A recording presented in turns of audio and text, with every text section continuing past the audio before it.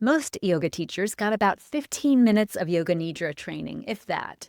Someone read a script, you laid there, and now you're expected to teach it? Today, I'm giving you the complete recipe.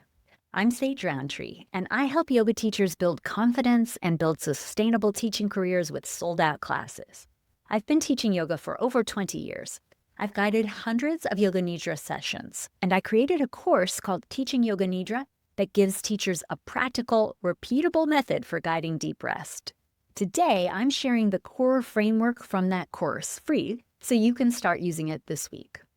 By the end of this video, you will have a 5-step recipe for guiding Yoga Nidra sessions of any length, 5 minutes to 45 or longer. This is the same framework I teach inside my course and use with my own students. And because I want you to try this right away, I made you a free 5-minute Yoga Nidra script you can read to your students tonight or in your next class. Grab it in the description. It follows the exact recipe you are about to learn. Here's where most yoga teachers get stuck with Nidra. They think it requires becoming a different person. Slower, softer, more ethereal. Maybe you've listened to a recording and thought, I could never sound like that. Maybe you've downloaded a Yoga Nidra script off the internet and felt like you were reading someone else's mail. The problem isn't you, the problem is that nobody gave you a method. Teaching Yoga Nidra is more like cooking than performing. If someone handed you a pile of spices, some protein, and a burner and said, make dinner, you would probably freeze up or wing it. But hand that same person a recipe that says, do this, then this, then this, and you'll cook a solid meal. After you've made it 10 times, you'll start improvising with confidence. Yoga Nidra has a recipe. Once you learn the 5 steps, you'll never have to guess again. The recipe is built on the koshas, the layers of your being described in yoga philosophy. But you don't need to memorize Sanskrit to use this. I've boiled it down to 5 words, all starting with B, to make it easy for you to remember. Body, breath, brain, belly, bliss. There you go. That's the whole structure. Let me walk you through each one. Step 1, body. This is Annamaya kosha, the physical body. This is the rotation of consciousness, the part where you systematically guide your students' awareness through different body parts. Right thumb, right pointer finger, palm of the right hand. This is the most concrete, most familiar part of the practice. Your students are lying down, eyes closed, and you're giving them something specific to pay attention to. That specificity is the anchor. It pulls their attention out of their to-do list and into their body. Start at one hand, move through the arm, cross to the other hand, other arm, head, torso, legs, feet. There are many traditional sequences. The key here is to be systematic and unhurried. A teaching tip, this is where you speak the most. Your language should be concrete and precise. Name the body parts clearly. Don't rush it, but don't drag. Think steady and warm, like reading a bedtime story. Step 2 is breath, pranamaya kosha, the breath body. Once you've walked through the physical body, you shift to breath awareness. Step 2 is breath, pranamaya kosha, the breath body. Once you've walked through the body, you shift to breath awareness. This can be as simple as notice the breath moving in and the breath moving out. You might add breath counting. Inhale 1, exhale 2, up to 10, then start over. You might invite students to notice where the breath moves in the body. The key is that you're narrowing the focus from the whole body down to one rhythm. A teaching tip, speak less here than in the body section. Give longer pauses. You're beginning to hand the experience over to the student. Think of it as turning a dial from specific toward general, and that dial keeps turning for the rest of the Yoga Nidra session. Step 3 is brain, manomaya kosha, the thinking and feeling body.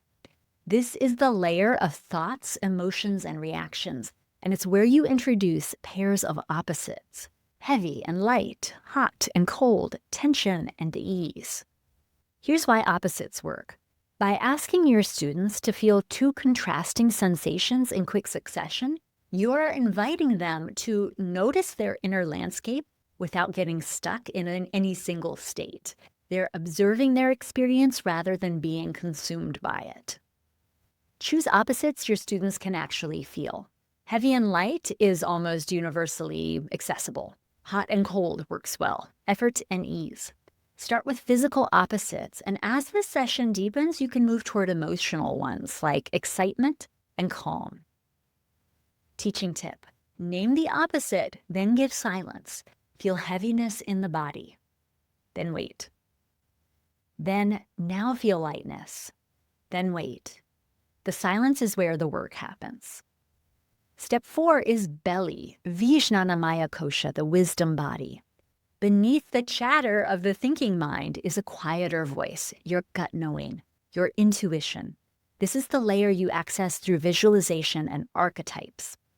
Guide your students to see images with their mind's eye: a sunrise, a mountain lake, an eagle in flight, a candle flame. These images work differently from the opposites. They engage a symbolic, quieter mode of awareness. You might offer a short guided journey. Imagine standing at the edge of a calm body of water at dawn. Notice the light on the surface. Feel the air on your skin. Teaching tip here: this is where many teachers get nervous because it's more open-ended. Trust the image. Offer it clearly and then let your students fill in the details. You don't need to narrate every moment. Plant the seed and give space. And step 5 is bliss, Anandamaya Kosha, the bliss body. This is the innermost layer, the one closest to your students' truest sense of peace.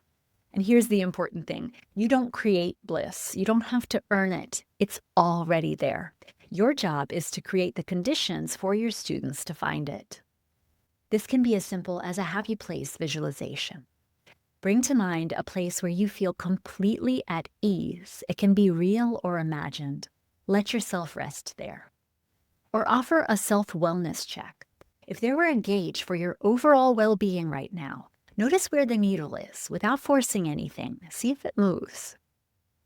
Teaching tip: this is where you speak the least. The dial is turned all the way to general. Your students' experience is entirely their own now. Trust the silence. Trust them. Then you'll come back out. After the bliss body, you reverse the journey. Bring awareness back to breath, back to the body. Invite small movements, fingers, toes. Deepen the breath and guide your students gently back to the room. The whole arc goes from specific to general, then back to specific. Body to bliss, then back to body. That's the recipe. So how does this work in practice? Let me give you 3 scenarios. A 5-minute Nidra could be tucked into Shavasana. You'd skip right to a brief body scan, a few breaths, one pair of opposites, a short visualization, a moment of stillness, and then you would let them rest in their Shavasana before bringing them back. That's your free script in the description. Grab it and try it tonight or in your next class, and be sure to include plenty of quiet too. A 45-minute standalone session. If you're doing that, you would give each step real room, a full detailed rotation of consciousness, extended breath counting, 2 or 3 pairs of opposites, maybe more, a rich visualization, a long open rest in the bliss body. You can include a sankalpa, a heartfelt intention, at the beginning and the end. This is a solid standalone class offering at any studio. Or maybe you would like to offer a 90-minute workshop. You'd use the same recipe, but you would expand everything even further. You add education before the practice, maybe 10 minutes explaining the koshas to your students so they understand what's happening as they move through each layer.